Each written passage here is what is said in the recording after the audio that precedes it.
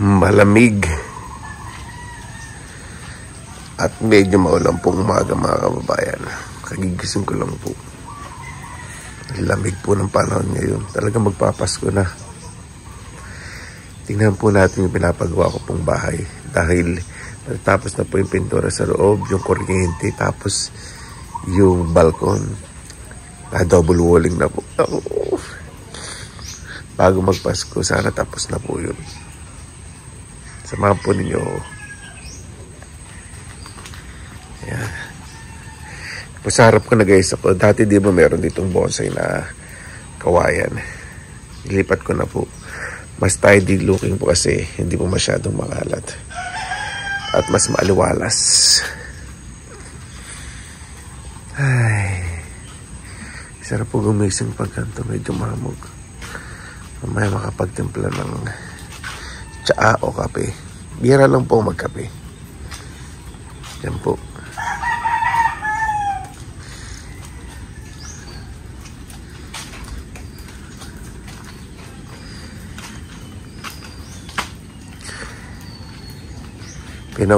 Pinatapos ko po yung loob. So, 100% sure po ako bago magpasko. Tapos po ito.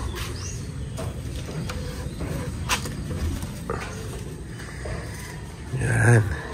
Medyo na-clear na po ito. So, installation po ng kuryente. Konti na lang tapos na po. Yan. Yan na po yung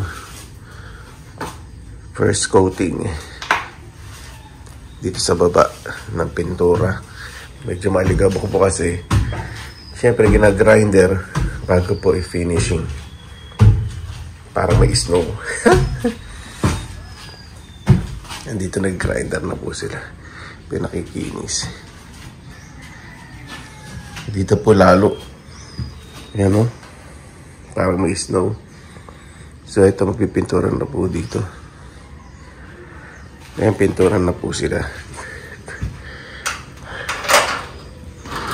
Tayo sa balkon. Tapos na po. Ayan. Ganda po, no? Linis. Tapos ito palalagyan ko po ng sliding window para mas maganda, may privacy. Mas malamig dito sa taas.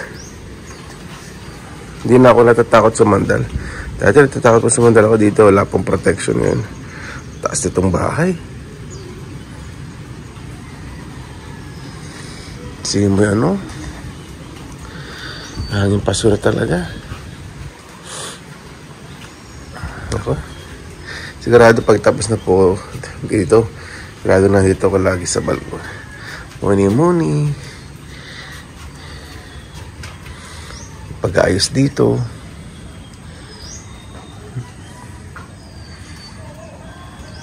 Talaga.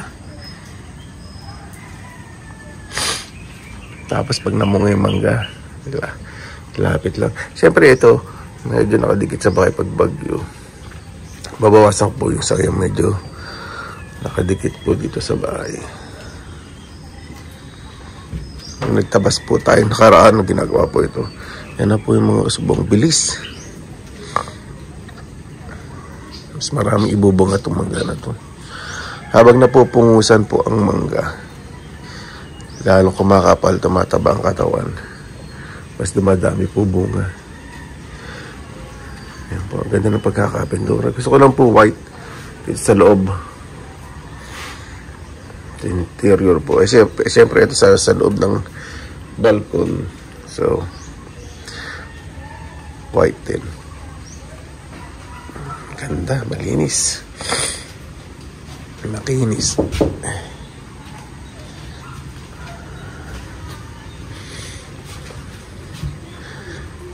Ang ganda ng pagkakagawa. Maraming salamat po sa Panginoon. Alam niyo po, wala po talagang imposible sa Panginoon. Kahit ako, hindi ko po akalain magkakaroon po ako ng ganito pong biyaya. Ito pinagawa ko sa magtatanong pa pala. Tapos sa mga magulang ko. Naikot yung ano. Ano lang po. pinagawa ko po ito para sa mga magulang ko. Kung po sabihin po niya, di ba may tinutuluyan ng bahay ang mga magulang? Meron po syempre. Gusto po kasi nila yung mapuno, malamig.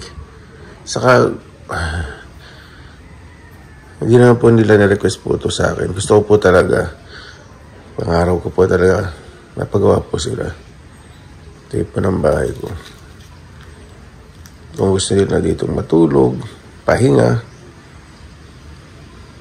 pwede. Dito po sa taas, siyempre, kung sino po yung magbabantay sa mga, dito po matulog. Maglalagay po ako ng kama sa baba. Service kitchen lang po yung nasa loob para malapit po sa hinihigaan po ng magulang ko. Iyak po buksan ito kasi mamamanggi. Yung mga grinder dito baka mamaya mabasa at tumigas. Pangarap po talaga paggawa ng bahay. Wala ko, ito po yung resulta. Diba? Kaya naman po tayong gustong ibigay sa mga magulang po natin. Ito po yung ultimate na pangarap ko po sa kanila. Lalo na po si nanay, si papa, matanda na po. Pag nandito po sila, gusto ko nag-i-enjoy po sila. Tahimik.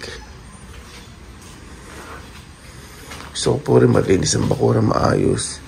Kahit hindi sila makapamasyal, parang pag nandito sila, nare-relax po sila.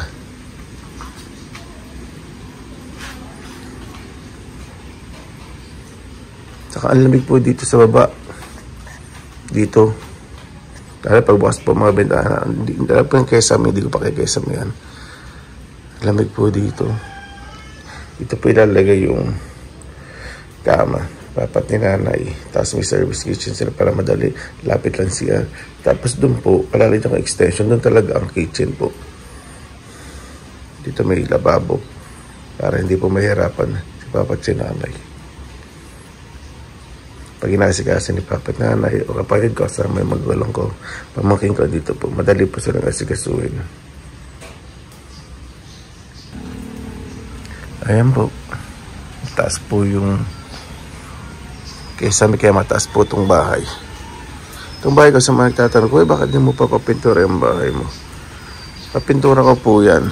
Kaya na gusto po natapusin po muna itong bahay na pinapagawa ko para sa mga magulang ko. Ina-enjoy ko po syempre yung sa bakasyon ko, syempre sa magtatanong, ano ba yan? Umuwi ka ng Pilipinas, puro ka ng pag-ayos, paglilinis. Kanya-kanya po tayo nakaligayahan. Ako po kasi, nakalakihan ko po talaga ng magtanim, mag-ayos ng bakuran. In-enjoy ko po yung pinaghirapan ko po. Opo. Masyal din po ako pero siyempre di ko na po pinakikita sa vlog. Namimit ko po yung mga kaibigan ko, mga ibang tao, mga kamag-anak. Hindi ko na po vlog sa ngayon po kaya hindi niyo po nakikita. Yung pag-alis ko po. Kakain po sa labas, kasama po yung mga pamangkin ko, mga kapatid ko. Opo, linggo-linggo po. Malabas po kami. Mamasyal po kami. Kasi gusto po pagkasama po sila, in-enjoy ko po. Hindi po na lagi vlog pagkakakitaan po sila, di ba? Ito po na itot natin itong bahay kahit umulan.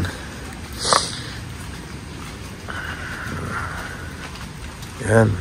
Sa kusina. Sa laundry na guys na ako. Magkakaroon po na ganitong extension. Sorry. Hindi natin naikot yun. Balik tayo. Sa laundry, di ba sa bahay ko may laundry. Pero dito po, gagawin ko po rito sa likod kasi medyo maluwag. May outdoor kitchen sa kapaliguan po ni nanay sa ni papa. Yan. Yung toilet syempre nasa loob po para mas malapit sa kanila. Dito po magkakaroon po yan ng canopy. Isin ko po yan. Yan po yung taas ng bahay. Taas po talaga. Ganda po kasi dito, marami puno kaya preskong presko. Ito po yung magandang pahingahan po ng mga magulang ko pag nandito po sila. Pupunta nga po sila, nakapo lang po dyan eh. Kasi tingnan po nito itong bahay.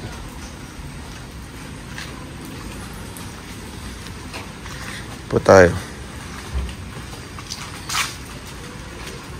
Hindi ko rin po lubos maisip na sa akin po itong bahay po, itong property po na to.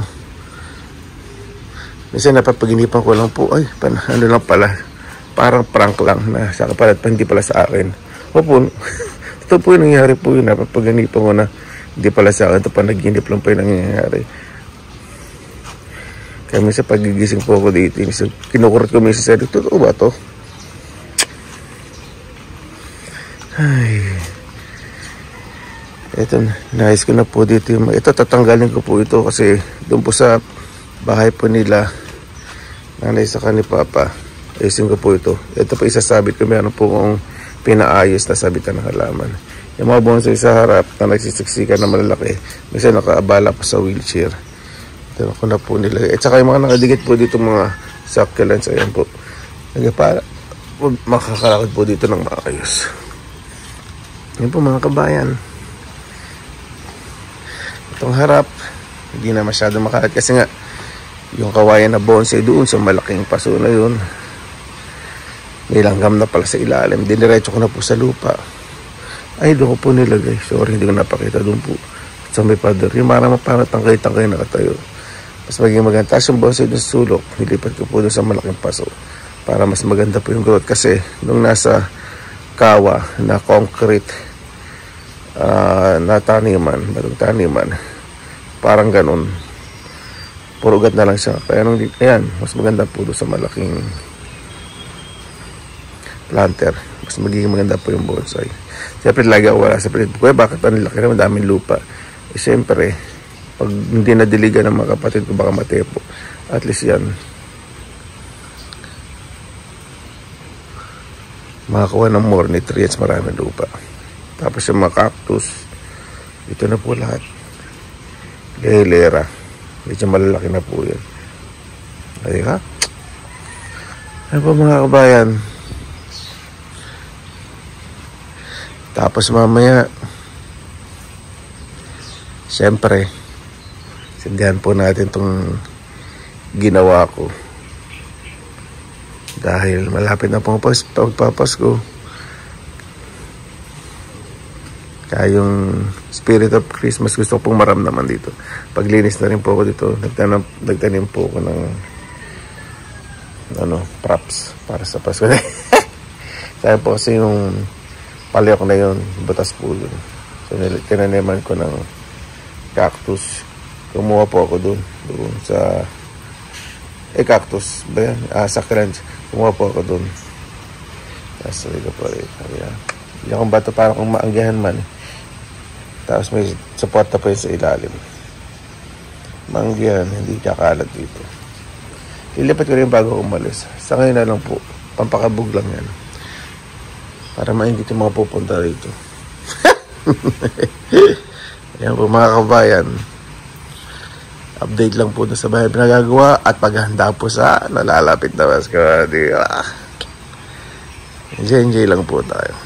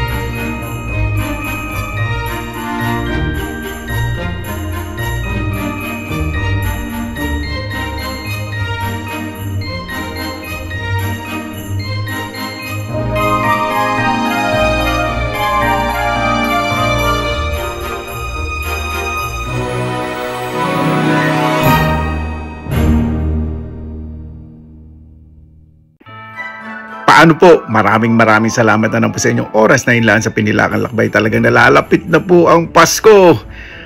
Basta lagi po tayong positive vibes, good vibes. God bless, ingat po lagi, magandang araw. Laban lang!